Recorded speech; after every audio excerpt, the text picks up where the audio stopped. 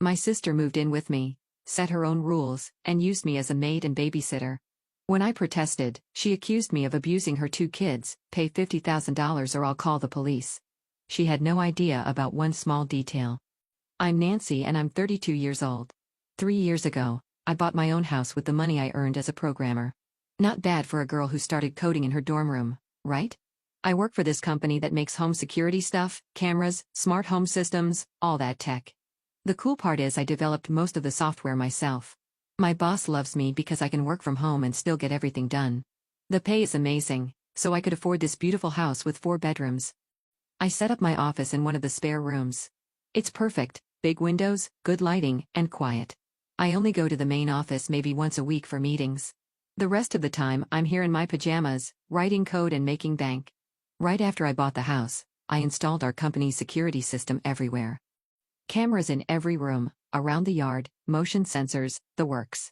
I even wrote special programs for my laptop and phone so I can watch my house from anywhere. Pretty neat, right? I never told my family about the monitoring stuff though. They'd think I was paranoid or something. My life was perfect. I had my routine down: wake up at 8, coffee, work until 6, maybe order takeout, watch Netflix, sleep. Weekends were for cleaning, grocery shopping, and binge-watching shows. No drama, no stress, just me and my code. Then my older sister Sarah called me. She's 35 and has 2 kids, Jake who's 9 and Tommy who's 7. Her husband ran off with some 22-year-old waitress about 2 years ago. He doesn't pay child support either, so Sarah's been struggling. I've been helping her pay rent on her apartment because, well, she's my sister and those kids need a roof over their heads. Nancy, I need to talk to you about something, Sarah said on the phone. Her voice sounded weird, like she was planning something. Would it be okay if we came to visit this Saturday? The boys miss their aunt. I smiled. I did miss my nephews. They were good kids, even if they could be a handful sometimes. Sure. That sounds great. I'll make lunch for everyone. Saturday came and I was excited. I cleaned the house, bought groceries, even got some of those fruit snacks the boys love. I was making sandwiches when I heard Sarah's car pull into my driveway. I walked outside to greet them, but something felt off. Sarah was pulling suitcases out of her trunk. Not just overnight bags, big suitcases. Like, moving-size suitcases. Hey, guys, I called out, trying to keep my voice cheerful. Jake and Tommy ran over and hugged me. Aunt Nancy, look, we brought all our stuff, Tommy said, pointing at the pile of luggage. My stomach dropped. All your stuff? Sarah was already carrying bags toward my front door. Boys, help me with these boxes. I followed them inside, my heart racing. Sarah was directing the kids to put boxes in the living room like she owned the place. Sarah, what's going on? This looks like more than a weekend visit. She straightened up and looked at me with this determined expression I remembered from when we were kids and she wanted something. I moved out of the apartment. We're going to live here with you. You have 3 empty bedrooms. The boys need stability, and I need help. You work from home anyway, so you can watch them when I'm busy. No. Absolutely not. I'll help you find a new apartment, but you can't just move in here without permission. Sarah's face got that stubborn look. She pulled out her phone and dialed a number. Hi Mom, it's Sarah. Yeah, we're here at Nancy's. Just like we discussed, yes, she's being difficult. Here, talk to her. She shoved the phone at me. I had no choice but to take it. Nancy, honey, what's wrong? Mom's voice was all sweet and concerned. Mom, did you know Sarah was planning to move into my house? Of course, dear. We talked about it last week. Sarah needs help, and you have all that room. You should be happy to help your sister and those poor children. But Mom, I never agreed to this. I need my space to work, and I can't just take care of 2 kids. Nancy Elizabeth, I'm very disappointed in you. Your sister is going through a hard time, and family helps family. Those children need stability, and you're being selfish. The guilt hit me like a truck. I looked at Jake and Tommy, who were watching me with big eyes, and felt terrible. I handed the phone back to Sarah feeling defeated. See? It's all settled, Sarah said, smiling. Don't worry, Nancy. We'll only stay a few months. Just until I find a better job and can afford a nicer place. Maybe even get a babysitter for the boys. I doubted that, but what could I do? The kids were already here with all their stuff, and my parents were clearly on Sarah's side. Fine, I said, but we need to set some ground rules. Absolutely, we'll stay out of your way, I promise. Looking back now, I should have known that promise wouldn't last. The first few weeks weren't as bad as I thought they'd be. Sarah actually kept her word about staying out of my way. She had this part-time job at some retail store, so she'd leave in the morning, pick up the boys from school around 3, and come home to make dinner. I could hear them downstairs while I worked in my office, but they were pretty quiet. Jake and Tommy seemed to understand that Aunt Nancy needed her space to work. They'd knock on my office door sometimes to show me their homework or ask for help with math problems, which was actually kind of sweet. I forgot how smart kids could be when they weren't being complete monsters. Sarah was actually being a decent houseguest. She did her own laundry, kept the boy stuff organized in their shared bedroom, and even helped with groceries sometimes. When my parents came over for Sunday dinner, they were all smiles and compliments. "Nancy, you're such a good sister," Dad said, patting my shoulder. "Look how well everyone's getting along. The boys seem happy here," Mom added, watching Jake and Tommy play video games in the living room. They needed this stability. Sarah beamed at me from across the dinner table. "Nancy's been amazing. I don't know what we would have done without her." I felt good about it. Honestly, maybe this temporary arrangement would work out fine. Sarah seemed motivated to find a better job. The boys were doing well in school, and I was still able to work without too many interruptions. But then the 2-month mark hit, and everything started changing. It started small. Sarah began staying later at work, or at least that's what she told me. "Nancy, I'm going to be working more hours," she announced one Tuesday morning. "The manager said there might be a promotion available if I show I'm committed." "That's great," I said, not looking up from my laptop. "More money, right?" "Exactly. But I won't be able to pick up the boys from school anymore. Would you mind getting them?" "Just until I can figure something else out." I paused my typing. "Sarah, I have meetings in the afternoon sometimes. I can't just drop everything to do school pickup. Please, it's just temporary. Once I get this promotion, I'll be able to afford a babysitter." So I started doing school pickup. It wasn't terrible at first. I'd finish my work around 2:30, drive to the elementary school, wait in the ridiculous parent pickup line for 20 minutes, then bring the boys home. They'd do homework at the kitchen table while I tried to squeeze in a few more hours of work. But then dinner became my responsibility too. Sarah started coming home later and later, always with some excuse about inventory or training or helping other employees. She'd walk in around 8 or 9 p.m., eat whatever I'd cooked for the boys, and go straight to her room.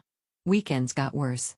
Sarah would disappear Saturday morning with some vague excuse about errands or meeting friends, and not come back until Sunday evening. That left me with 2 energetic kids who wanted to go places and do things. I found myself spending my weekends being a full-time aunt instead of relaxing and catching up on work.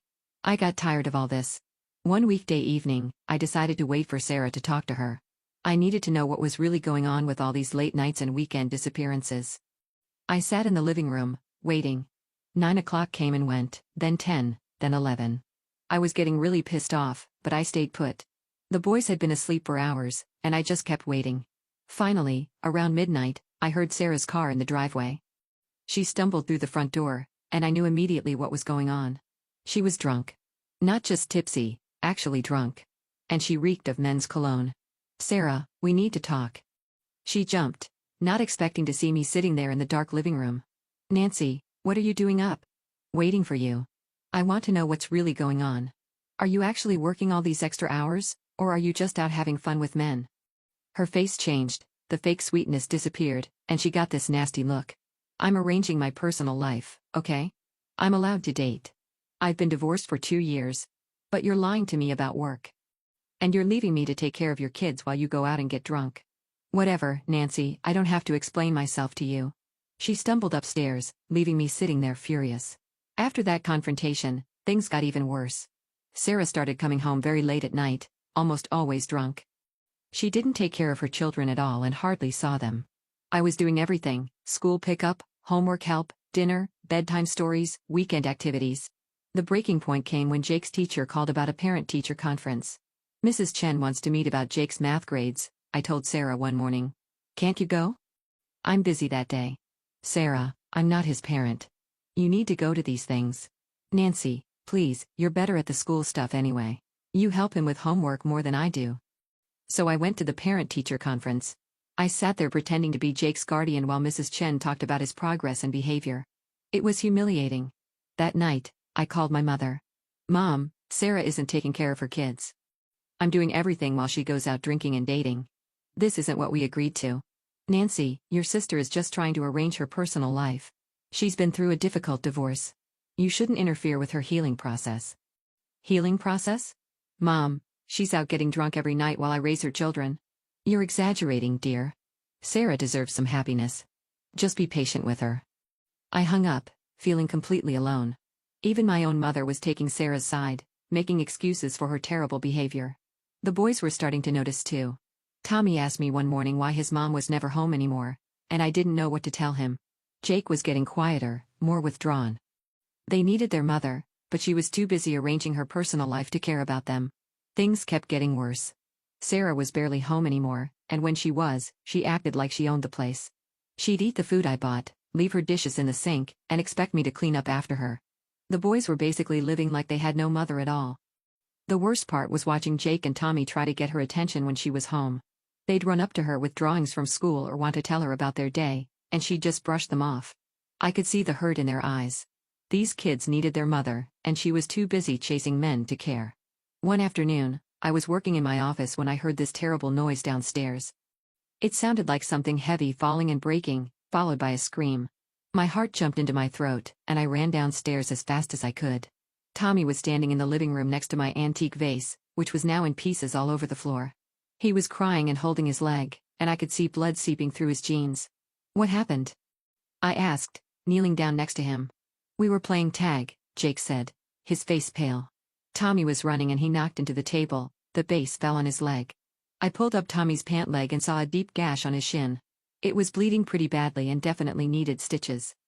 Okay, boys, we need to get Tommy to the hospital right now, I said, trying to stay calm. I grabbed some clean towels and wrapped Tommy's leg, then helped him to my car. Jake climbed in the back seat, looking scared. The emergency room was a nightmare. Tommy was crying, Jake was quiet and worried, and I was trying to fill out forms while not being his actual guardian. The nurses kept asking where his mother was. She's at work. I lied. I'm his aunt. After what felt like forever, they took Tommy back to get stitches. The doctor said he'd be fine, but it was a pretty deep cut. They gave him some pain medication and bandaged him up. We got home around 6 p.m. I was exhausted, and both boys were quiet and shaken up. I made them grilled cheese sandwiches and put on a movie to help him relax.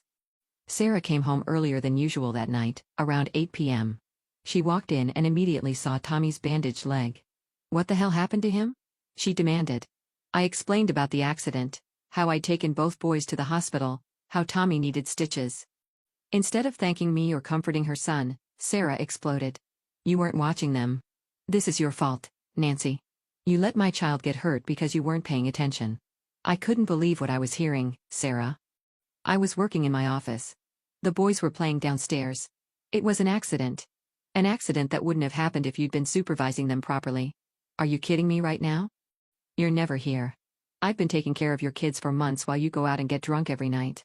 I work hard to support my children. Bullshit. You don't work. You go on dates. You come home reeking of booze and cologne, and you expect me to raise your kids. The boys were watching us fight, and I felt terrible, but I couldn't stop myself. You're a terrible mother, Sarah. You don't care about Jake and Tommy at all. You just want free babysitting so you can go sleep around. That's when she slapped me, hard, right across the face. I stood there, stunned, with my cheek burning. Get out, I said quietly. Get out of my house right now. I'm done with this. You can't kick us out. We have nowhere to go. That's not my problem anymore. You have until tomorrow to find somewhere else to live, or I'm calling the police. Sarah laughed, but it wasn't a nice sound. You won't call the police. Think about what that would do to the boys.